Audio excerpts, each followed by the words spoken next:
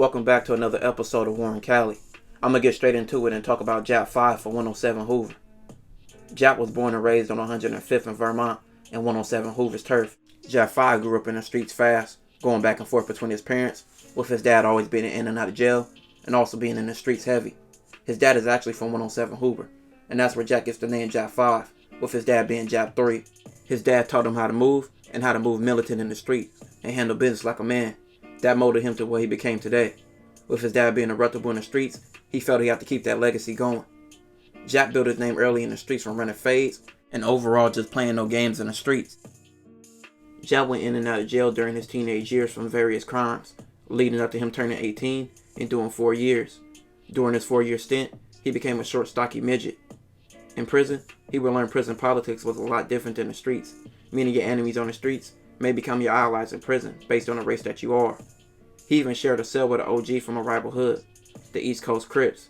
During his bid, he would be influenced to rap by a few of his homies. Once Jap first got out of prison, he became a barber and focused on being a dad. Jap dropped some music during this time, leading to it doing bigger than he ever thought. So then he dropped his first series of videos. In the midst of Jap building his career, he was put in some controversy that had the internet in an outrage. 2 young Hoovers posted a video slapping a corpsman and acted like they was hard because they took something from a civilian.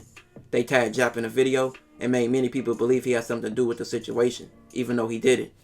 I can't show the video, but you can look it up. Jap wanted to clear his name from their weirdo activities, so he ran fades with both. He hit one with a cold uppercut, probably socking the corn out of him.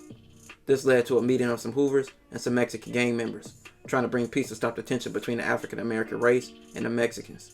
That was building after the incident. Hoover's already one of the most hated gangs, and this incident against a civilian with already tension in LA between African Americans and Mexicans, this was a good move for both races to promote peace.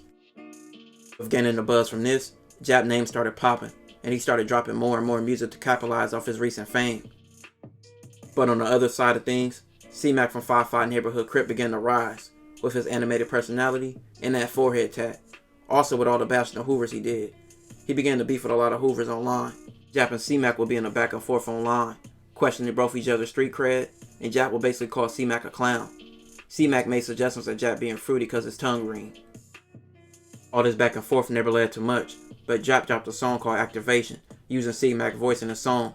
C-Mac just wanted to fade after that. Jap would just downplay the situation.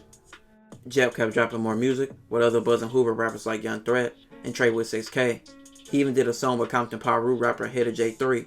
But around a month after those drops, in November of 2021, Jap was picked up for a supposed shooting, which he is currently in jail right now, fighting the case. There's speculation out there that Jap5 took the life of a known Rolling 60, Shady Blue.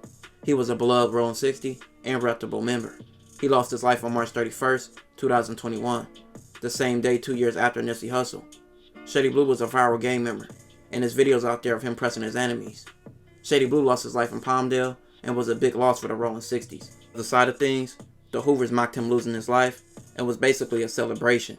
Many of the Hoovers made posts about Shady Blue, even put pictures up of him and Xing him out. With Jap just getting his career on the right track, this current case could end his career forever.